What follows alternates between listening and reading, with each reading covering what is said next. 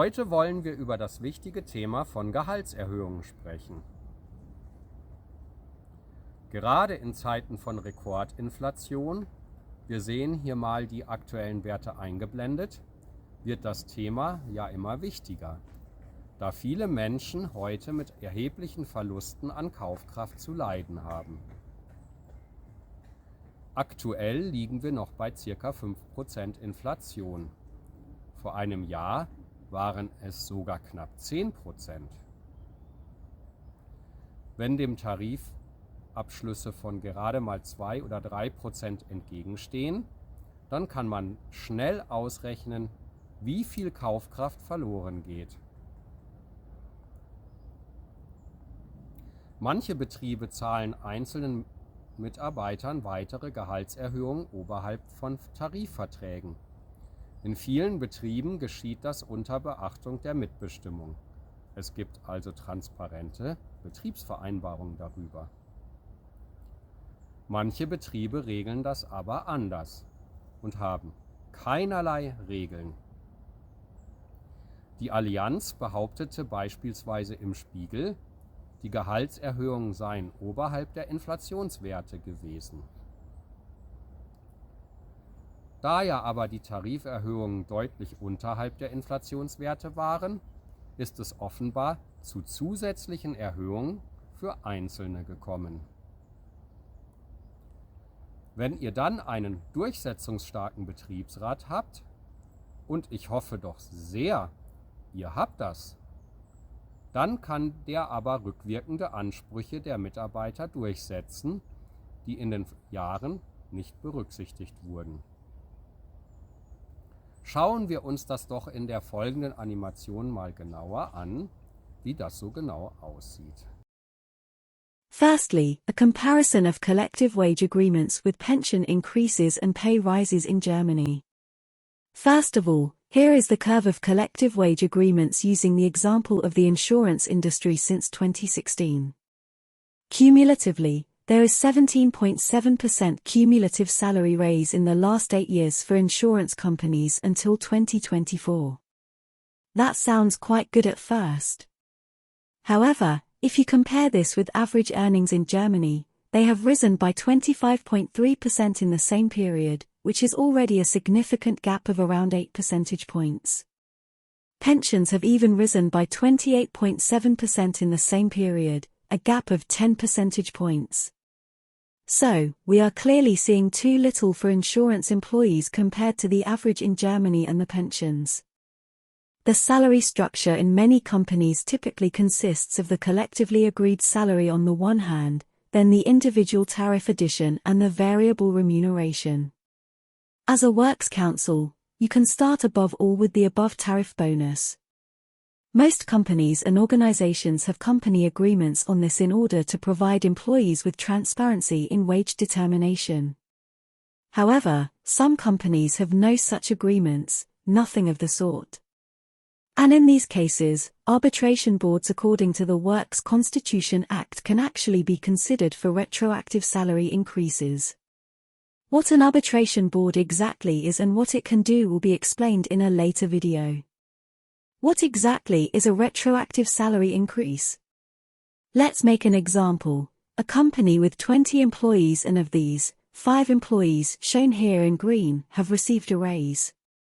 15 employees have not received a raise, shown here in red.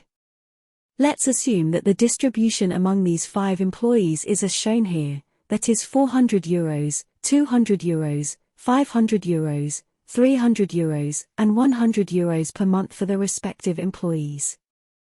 The whole thing was done without taking into account internal codetermination, possibly to the detriment of some of the employees not included. In this case, the employer possibly would have to make the same budget available a second time. In this case, €1,500 per month.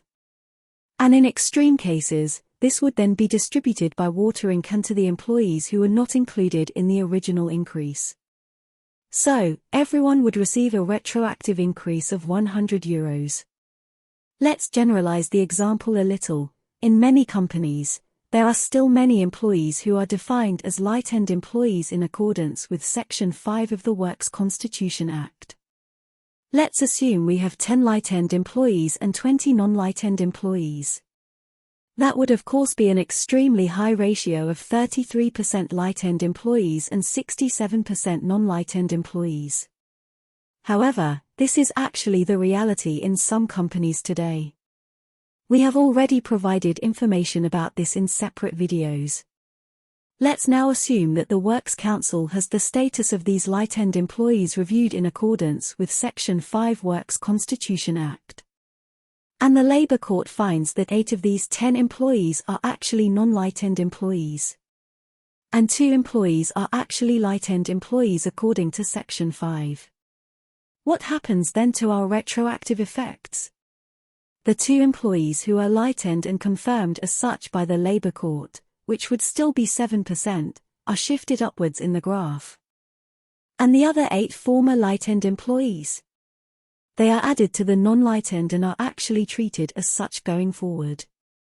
This results in a ratio of 93% non-light-end employees and 7% light-end employees. These 7%, that is the 2 light-end employees, are excluded from all further considerations, so we have removed them from the graph. From now on, the 8 employees will be treated as non-light-end employees in all further considerations. We have left these 8 symbols here in a slightly different color to make it easier to distinguish between them, but in fact these employees are now de jure indistinguishable from the 20 original non-light-end employees in the following considerations. And once again the 2 employees at the top right are no longer taken into account in further analyses. This means that the number of 20 non-light-end employees become 28 and we actually only have 2 light-end employees. We are now actually looking at these 28 going forward in this video. Salary impacts are now looked at year by year, shown here vertically for the year 2016, and then accordingly for the following years. You could also take earlier years, there is no restriction. And we can see that now, in 2016, the employees, as shown here by the green symbols, received a salary increase, that is a total of 5 employees received a non-tariff increase. These 5 employees are now marked in green. So, these are the lucky ones in this particular year. The other 23, marked in red here, have been left empty-handed. If this is the case, according to what we have just described, the employer would have to provide another retroactive budget for increases in this generalized form. If each symbol represents €1,000, that would be €5,000. The same would also apply for 2017. 7 employees would have received a corresponding increase. The 7 are therefore marked in green, while the other 21 in red have received nothing in that year. And here too, an extra budget of up to €7,000 would have to be made available. We can do the same for the following years. 2018 we have corresponding increases. So, the employees with a raise per year with the green symbols move to the left side, while the others move to the right side as red. Then, and here too, budgets would have to be made available again. How are these budgets distributed now? In 2016, we split the total into up to 23 parts, because of the 28 colleagues, 5 received an increase and 23 did not, and the extra budget is in the extreme case distributed equally to these 23 colleagues who were not included in 2016. We can now see this represented here graphically, and these red symbols are distributed to the colleagues accordingly. And the same happens for the years 2017, 2018 etc. up to 2023. The budgets are distributed accordingly to the colleagues who were not taken into account in the respective years. And we see in particular the former light-end employees, who we have shown in a slightly darker color below, who have hardly been taken into account, that is who have hardly any green symbols.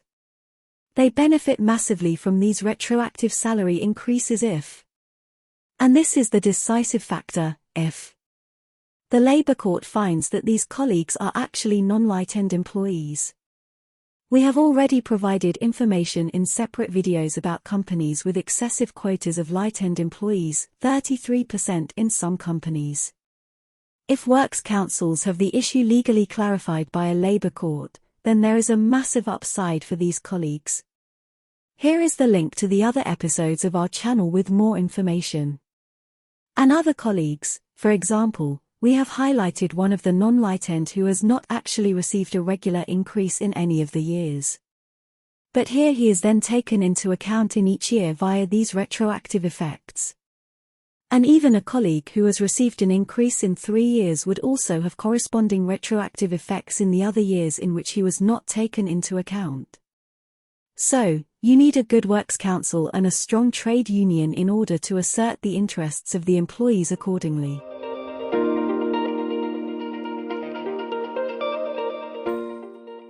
Ihr habt also gesehen, dass das Thema rückwirkende Gehaltserhöhung ein wirklich wichtiges Thema sein kann für euch und dass da auch richtig noch was drin sitzt für euch.